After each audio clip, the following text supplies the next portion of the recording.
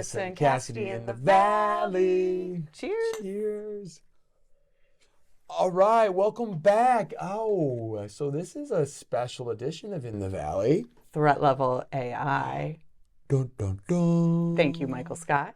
So we're going to be looking at some ways that AI can actually save you some time, some sanity in the classroom and out. But we are going to address the elephant in the room right off the bat.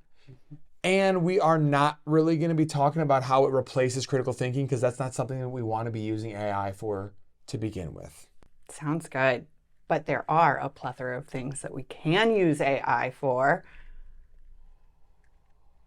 And if time is short, you can scroll ahead to each of those and there'll be some valuable how-to videos to help you become an AI pro. I love it. Okay, that sounds awesome. Yeah. So I think we need to jump into the AI verse. All right, let's go. We're in the AI verse. Oh, I see. Look at all of these things that we can use AI to help us with. I mean, look, create learning targets from a standard. Whoa, and you can even make a lesson plan from a learning target based on a specific standard? Whoa, who the hell are you? Well, I'm Brian McGruff, and I'm here to stop all the AI because it's destroying all these critical thinking skills in our students, and I've just been stuck here. And I definitely don't believe that you can create a lesson plan from a learning target based on a standard. Well, since you don't believe, let's take a closer look. Let's learn how to easily create a lesson plan from a standard using ChatGPT. Let's go. All right, so I navigated to ChatGPT. I always like to prep ChatGPT by telling them what I want them to act like. So a teacher. Next, I'm going to type my prompt in. Then I type in how long I want the lesson to be and the standard.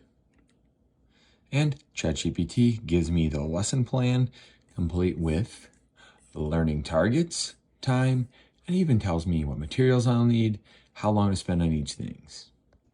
Pretty dope. You're welcome. I do see. Yeah, told you, buddy. Also, look at that. You can make a lesson plan from a learning target that you might already have. Perfect. You could also create some questions. Oh, that's helpful. You can also come up with a favorite not yet if you don't have one from your student. Wait, who are you? Well, I'm Clara Kent, and nothing is making sense with all of this AI stuff. Well, let's take a look. Analyzing student work with your class can be really powerful for so many reasons, and it can help them move their own thinking forward. But getting your hands on a student example that you want to show to everybody can be tricky. This is where I like to go to ChatGPT and get that student example so that I'm not putting anybody in the hot seat. Here's the prompt that I've entered. And once I send that to ChatGPT, going to take a little time to think, and I am going to have lots of writing that I can pull from and use with my students instead of having to come up with either a fake example on my own or put one of my students in the hot seat. In seconds, I've got a student example that I can analyze with my students so that they can help understand what it takes to meet our learning goal and what needs to happen to get there. Perfect. Some other ways is you could create questions based on the level of DOK that you would like. Oh, and even make sure that those questions are critical thinking questions. What about icebreaker questions? Oh my goodness, test questions. Or you could create feedback for your students. Oh, you're back? Yeah, I am. I thought teachers just taught and students just learn. Okay, well, we can show you. Teacher feedback and peer feedback are two very valuable sources of feedback that our students receive. But with Brisk and our new AI tools, I love adding a third, AI feedback, because it just streamlines the process a lot for us. Look at what kind of feedback Brisk can offer to our students? All right, to use Brisk, I'm going to have my students work in a Google Doc, and I have downloaded the Brisk extension, and I have signed in with Google. So that's why you see these options right here. Now I'm going to give feedback, and when I did this, I could pick which type of feedback I want to generate for my students. Well, I'm going to do rubric criteria, and in order to do that, I'm going to head over to my rubric. Here is the criteria. I'm going to copy that, and once it's copied, I can click right here, and it pastes it right into the window for me.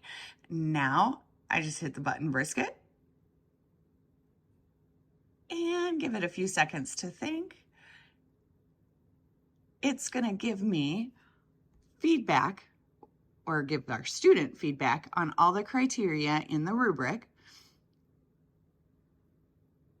And this is just one option for how you might want to offer the feedback to the students. You can do it in a glow and grow note, lots of different ways.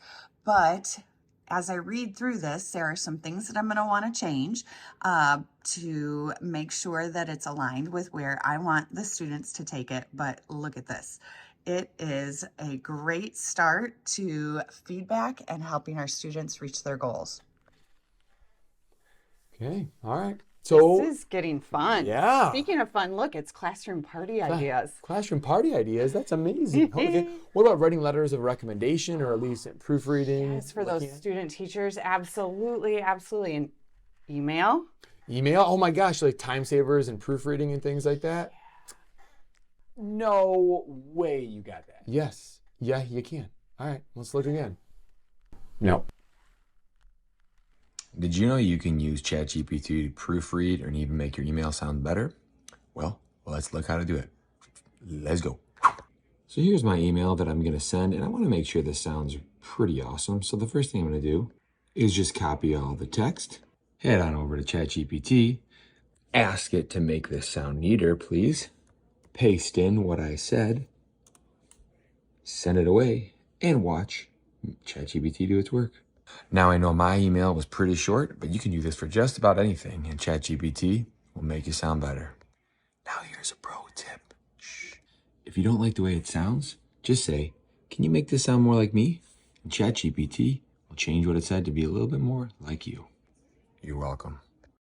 You got newsletters. Oh my goodness. Really anything that you could do on a daily basis.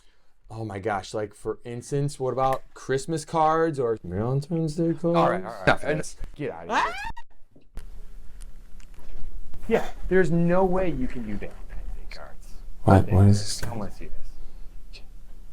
Yeah, you totally can do this on Valentine's Day cards. Okay, fine. Let's look.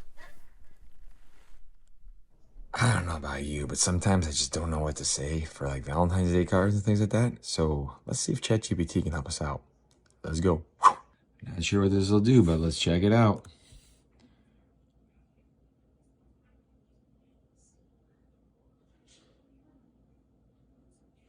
Maybe I should have left our names out, but it's a good start.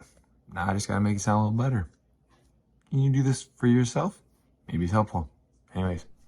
So we're replacing all the critical thinking No, now? that is not what I'm saying at all. We are not asking AI to replace our critical thinking skills. What we're asking AI to do is to help us with what we already had, that kind of 80-20 idea where we on 80% of it should be coming from you, okay, and no more than 20% should be coming from the AI. And some people look at the opposite way. That's how I like to look at it. We want to have more human than we have AI in the tool. So why don't you just bring back Larissa, since you're not really in the mode right now, and then we can hopefully help you understand this a little bit more. Fine.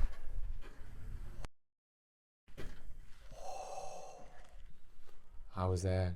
That was a wild ride. I bet. Yeah. He's rude. I'm kind of glad that he's gone.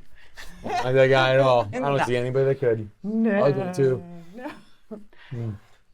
So, well, anyways, what him and I were talking about was he was, thinking that we're going to use AI tools to replace all the critical thinking skills that students and people have to do. So it's like the worst thing ever. And I was trying to explain that's not what we're doing. But do you have anything else you want to add? I just think that as teachers learn to use these tools for good, not evil, they'll be able to also pass that on to their students so that our students can grow up understanding how to use these tools for good and not evil. I think that's a great. I'm hopefully that did that give you some clarity? Okay, good. Thanks. Yeah, that's pretty awesome. Yeah, peaceful day. I like it. I like it. Closure.